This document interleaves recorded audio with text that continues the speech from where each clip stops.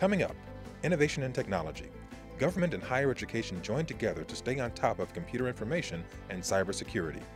Also, earn your degree online at Prince George's Community College. Plus, Career Coach, a web tool to help you launch your career search. Next on Around Prince George's.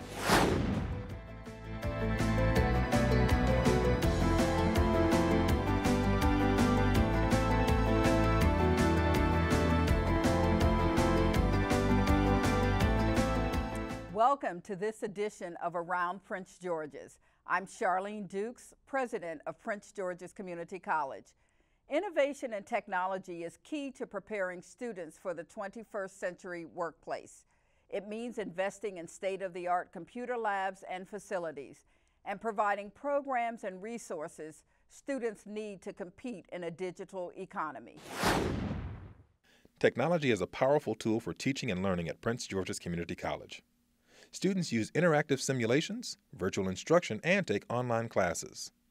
Technology also enhances access to important information and strengthens services to citizens of Prince George's County. It's an ever-evolving industry that requires a highly skilled workforce. The college trains students in computer engineering, information systems, and cybersecurity through its degree and certification programs. The college also collaborates with public, private, and nonprofit sectors to promote community awareness of cybersecurity and the role of community colleges in building the cybersecurity workforce.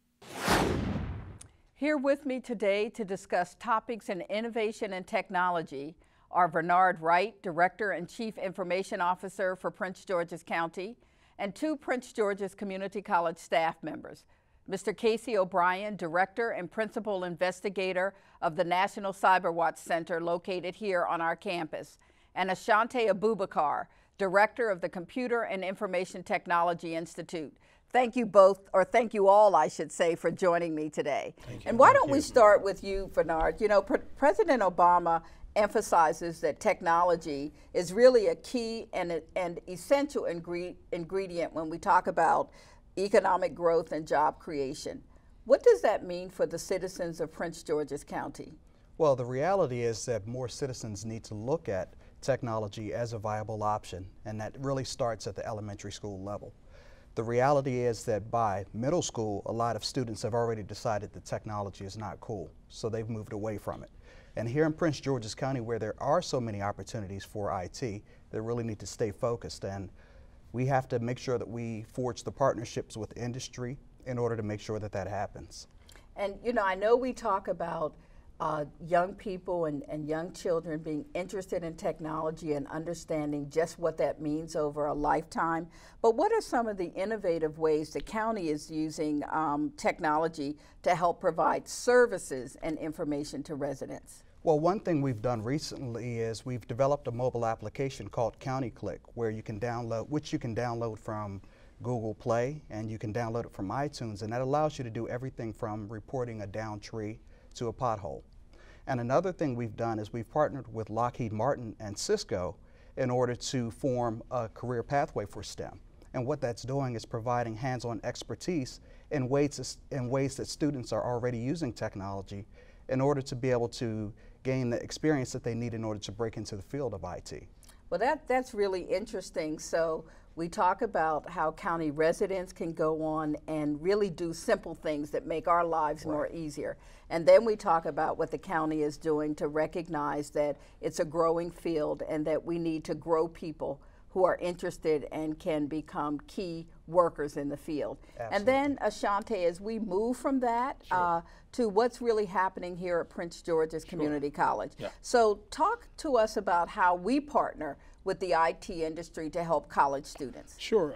For example, just recently, in the fall of last year, Workforce Development and Continuing Education here at Prince George Community College launched in partnership with the Chief Technology Office and members of our technology and engineering business community, the Joint Advisory Board on Science, Technology, Engineering, and Mathematics.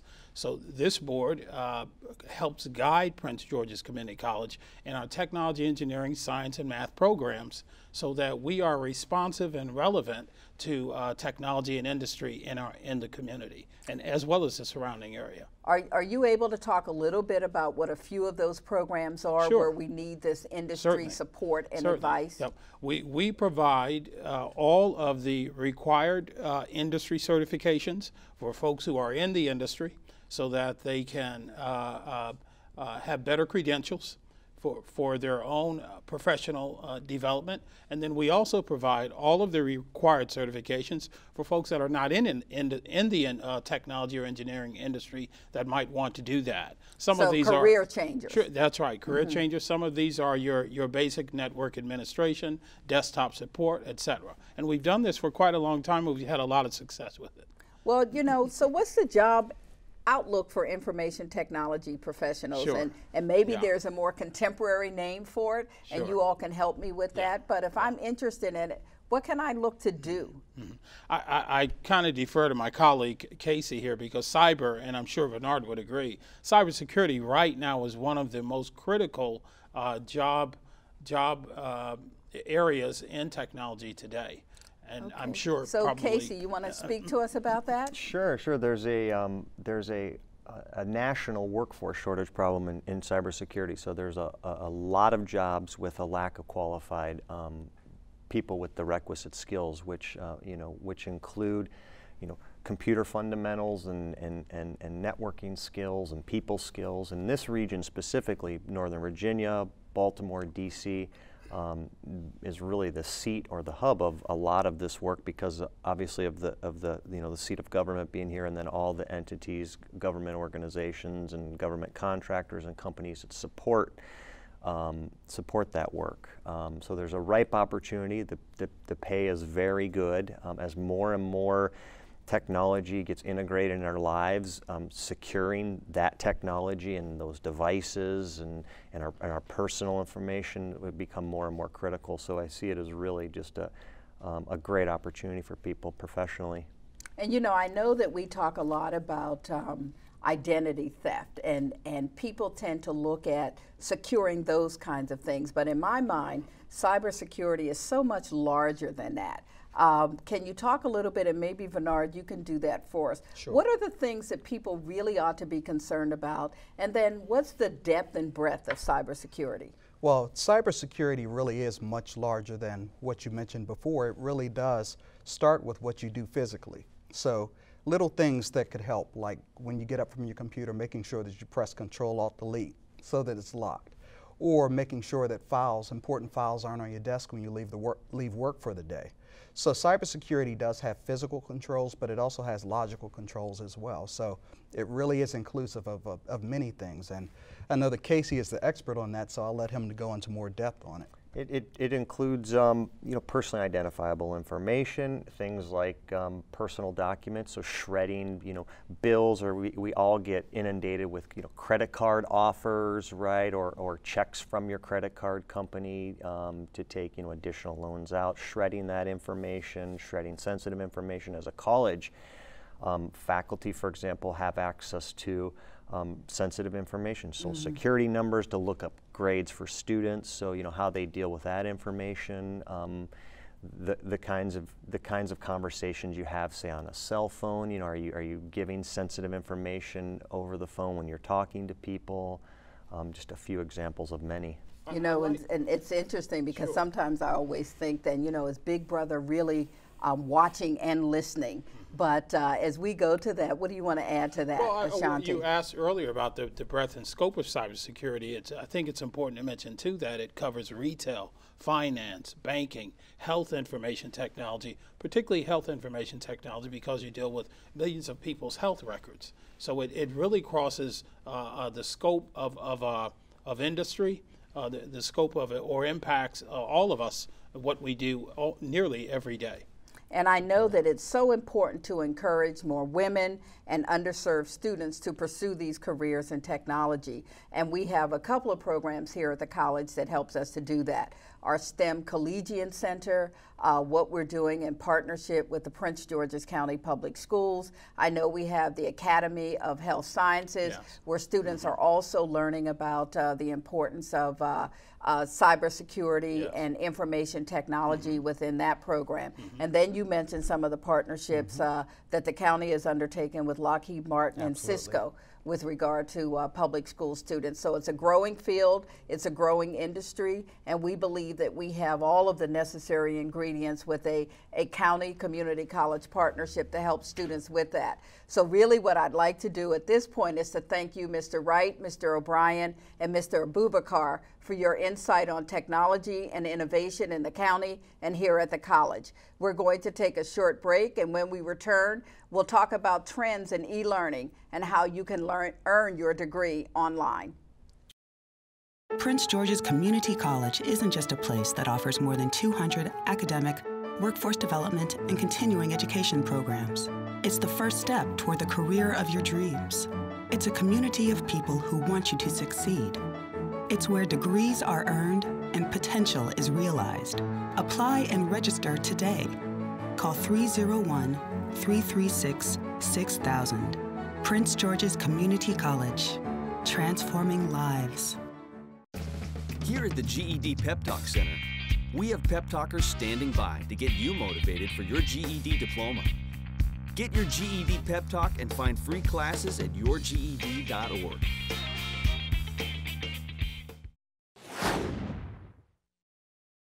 With the online class, I was more motivated to read my textbooks, so I had a better use of my textbooks because normally I rely on the teacher to give me the information. I took Math 1360, which is trigonometry, online. I felt like I just needed the time to do homework and tests online. It's easier to take the classes online because you have more resources online that you can look at to help with the course. Welcome back to the program. Did you know that you could earn an associate degree completely online here at Prince George's Community College, and a certificate too? Here with me to tell you all about it and to discuss trends in online education is Rhonda Spells-Fentry, Executive Director of eLearning. Welcome, Rhonda. Thank you. Why don't you talk to us? What is e-learning and what are the e-learning options here at the college? E-learning is learning delivered via the internet. Here at Prince George's Community College, we have a wide range of e-learning options, starting from on-campus courses which use the internet to supplement classroom instruction, all the way to fully online degrees and certificates that students can earn without stepping foot on campus. Wow, what are some of those programs? Well, we have 11 degrees, 7 certificates. It's a lot of our popular programs, our business programs. 3 of our transfer options are available, as well as criminal justice, and then a lot of the coordinating certificates. So a wide range of programs are available. And I know that both before you came to the college and since you've been here, we've just seen an explosion in the number of both programs that are completely online and then in the number of courses that are online. So can you talk about, I think when you came here, we were probably somewhere, I don't know, in the 10 or 15% of our student population, our courses being online, and where are we now? Right. So I would say back in 1999, when we formally launched our online program, we offered 19 online courses. Today we have over 330 courses that can be taken fully online. And when we talk about the percentage of the population, it's about 20% of our students are taking online courses. One thing, an interesting fact about our online courses a lot of people don't know is they really are an option for our students, which means that we're not attracting students from around the country. We really are using this as a way to provide better access and service to students who are already on campus. So, and there's a lot of technology, I would believe, that backs that up. So talk to us a little bit about that. How do you go about doing your work every day to ensure that students have access to this quality kind of learning opportunity? Sure. So one of the big things about supporting a fully online program is the technology. So the college has made a huge investment in ensuring that the platform that we use to deliver the program is stable and consistent and available for students and faculty. The system that we use for our online courses is called Blackboard. board, and it has all of the aspects to emulate a campus course. There are ways for students to do discussions, to have real-time communication with their faculty, as well as post documents, do presentations. So the platform that we use is really a way for us to begin to emulate the classroom environment. So we talk about quality and rigor when we think about higher education and the work that we do here. How do we ensure that that same level of quality and rigor exists in an online environment as it would in a face-to-face environment? Well, first thing, it starts with training our faculty and making sure that faculty really have the tools that they need in order to take a traditional classroom lesson, for example, and convert it to an online environment. Also, it really requires us thinking about students and what makes students successful in the online environment, and that's the best practice and pedagogy of online education. It is very different, and therefore why it is its own profession, meaning online education or the study of distance education, and that we here at the college have made a huge investment in our faculty and in our program to ensure that the courses that we offer online are comparable, if not better in some instances, than on-campus courses. So we know that there's this huge trend going on across the country and maybe the nation, these MOOCs. And can you talk to us, number one, what is the MOOC, what does it stand for, and what do you think that means for the future of online learning? Okay, so MOOCs has become quite the talk of higher education, and so I'll start with what the acronym stands for. And MOOC is M-O-O-C, and it stands for Massive Open Online Courses. And massive because they really were targeted for large-scale enrollments. In fact, in fall of 2011, the first MOOC, which was offered by Stanford University, was an artificial intelligence course that enrolled over 100,000 students in a single course. So that's the massive piece. The open piece is because they're free of charge. The big elite institutions, Harvard, Yale, Stanford, MIT, have all invested in making courses freely available on the internet. And the other O for online is because they are delivered fully online over the internet. And so what do you think that means for the future of online learning? We know that they're massive. Right now they're free. And it really is, I think, about bringing education to people and places and areas across the country or the world where it might not be readily available, but people do have access to technology. But there's also this whole conundrum between how do you take free courses and then have them apply in some real way to programs where you need a certain number of credits or hours in those programs in order to receive that credential. So what do you think about the future of all of that? Well, I think one of the big, first of all, I'll say that MOOCs are challenging traditional higher education. So the academy is being challenged. And I think one of the big issues is when we start to think about the cost of higher education, student debt associated with higher education, and how completion rates and how long it's taken for students to complete. I think what MOOCs does is at least for the lawmakers, it shows that there is a model out there where education can be delivered for free. Now, what we know for us in distance education, we know that free is not all free because each of those institutions invested a tremendous amount of money to make these courses available. However, for the end user, the students who are taking the courses, they are free. So I think where it's challenging is it is at least challenging institutions to consider cost-effective ways to deliver education, and technology may be the answer to help us do that. Well, you've certainly, it's clear that you have a lot of expertise in this area, and we're going to be relying on you as we think about our direction with regard to MOOCs. So what we want to do is thank you, Ms. Fentry, for sharing your expertise with e-learning with our viewers. We're going to take another break, but there's lots more ahead. Find out how to start your career in cybersecurity at Prince George's Community College.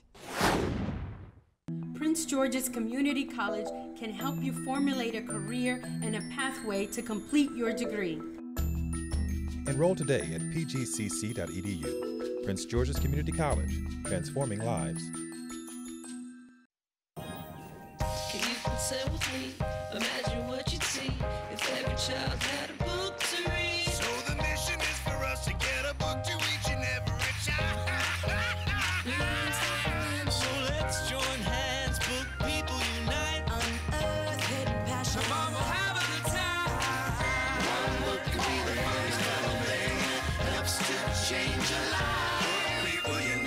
Read to a child today and spark a lifetime of ambition.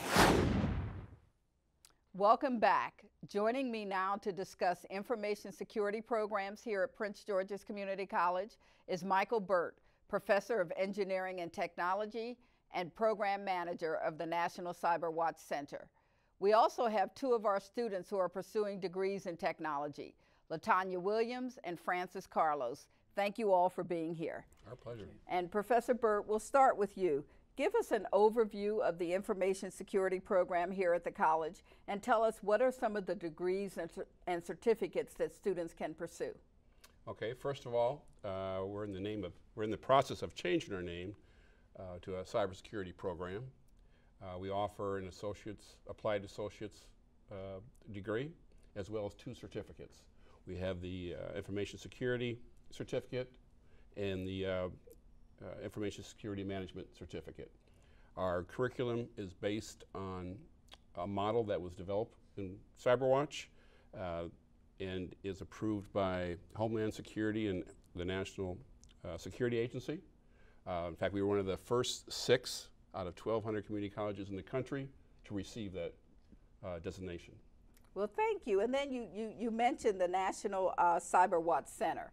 So can you tell us a little bit about the partnerships that we have that were really gleaned through the development of the National Cyber Watch Center, both business, industry, and 4-year partners?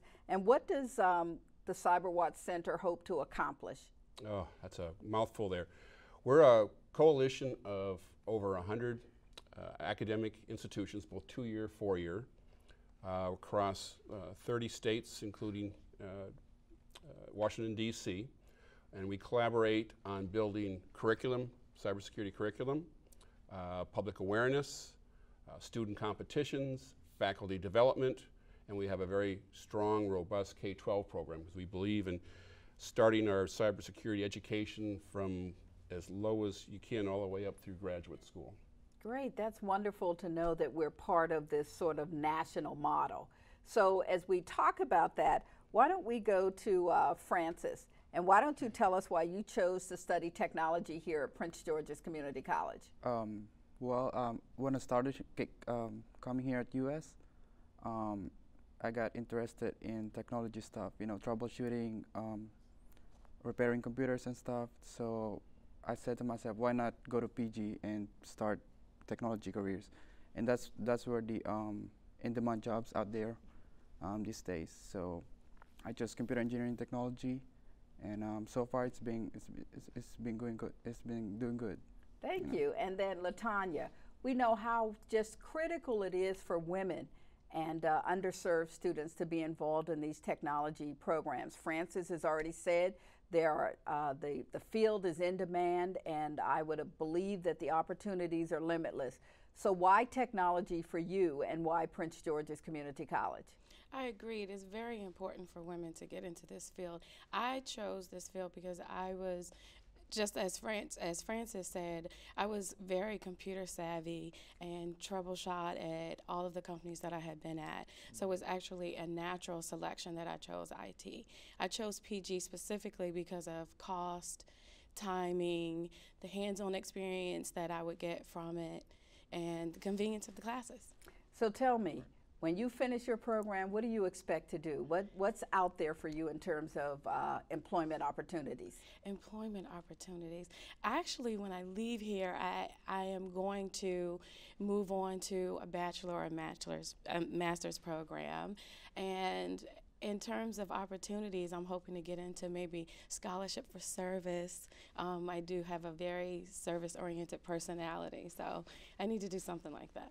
Okay, great. And Francis, we know that some very important things happened for you recently. Yeah. That you are first in the state of Maryland in your performance in a U.S. and Canada technology competition.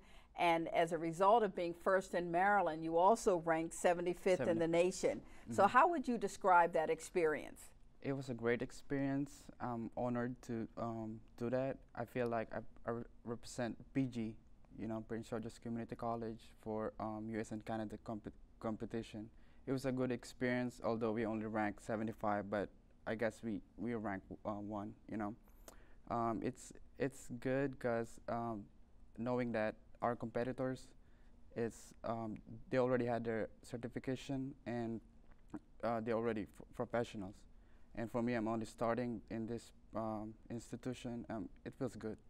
So what you're telling us is that you received the #1 ranking in the state and ranked 75th in the nation, but you're a student and you were competing against people who already have their degrees or certifications and are working in the field. That is right. I think that that's absolutely wonderful and delightful, and it speaks well to the faculty, the rigor, and the relevance of the program and the National Cyber Watch Institute. So I know that as we think about talking to others who are considering studying in this field, can you give us the 10-second speech, Professor Burt, as to why they should do that? Because they're going to get their hands-on training here. If the students take the industry certifications that our curriculum is built around, you'll get an A+, Security+, Network+, CCNA, and CSSP, and that'll get you a job anywhere in this field. Well, thank you so much, Professor Burt, for your work preparing our students for careers in cybersecurity. And thank you, LaTanya and Francis. You both have a very promising future in technology ahead of you. As we close, here's a look at Career Coach. It's a useful tool on the Prince George's Community College website to help you start your career search. Just log on to www.pgc.edu to get started. Thanks for watching Around Prince George's.